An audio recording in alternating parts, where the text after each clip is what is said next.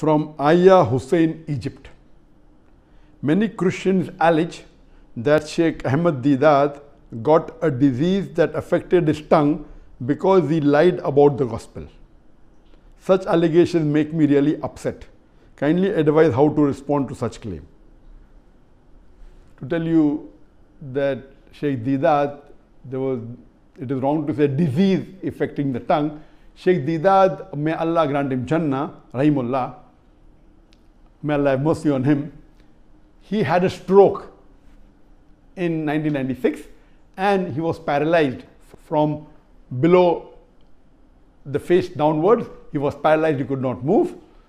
To say that Allah gave this as a punishment because he spoke against the gospel or he lied against the gospel is not true. And as I mentioned in my earlier answer, that any calamity or any disease, it may either be a punishment or it may be a test. How do you realize that whether any calamity is a test or a punishment? If the person is on the straight path, then that calamity is a test. And Allah wants to test that servant of his, that if I increase the calamity, will the person yet have faith in me or not?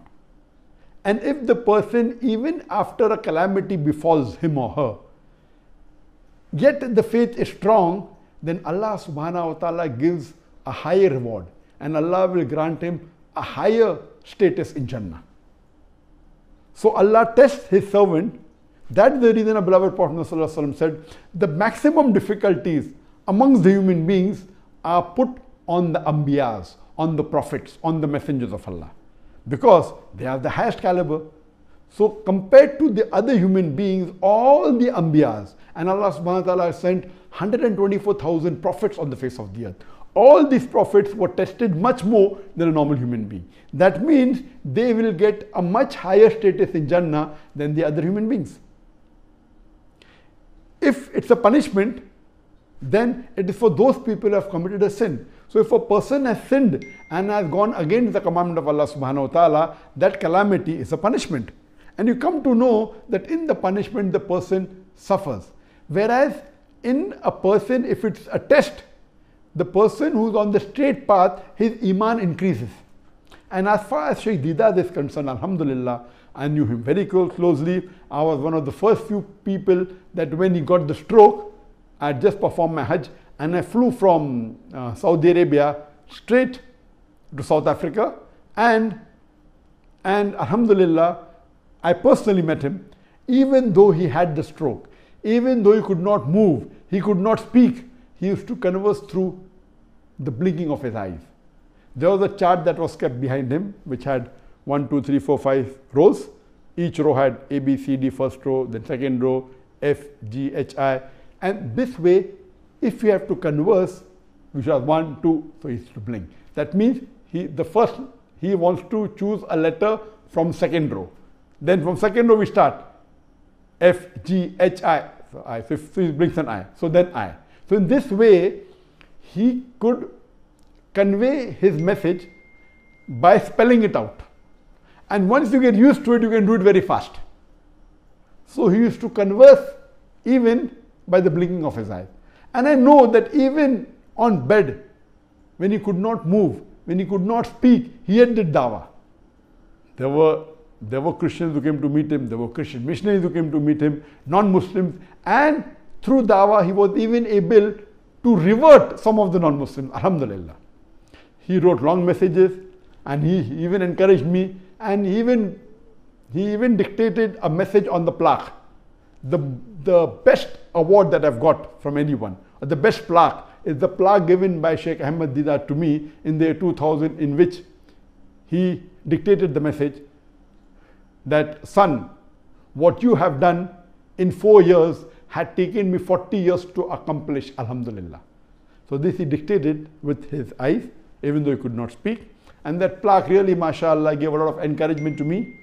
And if there is a person who is responsible, who is a catalyst for me to change from a doctor of a body to a doctor of a soul, it is Shaikh Ahmed Deedat. And inshallah, even he will get all the sawab, that whatever little bit I've done in the field of dawah, may he get the sawab without reducing my sawab.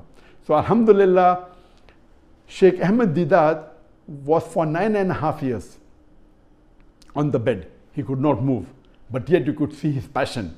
You could see his striving for dawah. So according to me, if you see the striving, you see the passion, there was no remorse in him that what he did was wrong. He continued his dawah. This means Allah subhanahu wa ta'ala, according to me, wanted to give a higher status to Shaykh Deedat. He got the stroke in 1996 at age when he was 78 years old, and he was in bed for 9 years. Allah tested him, and I believe Shaykh Deedat, alhamdulillah, passed the test with flying colors, and inshallah Allah will reward him a higher status.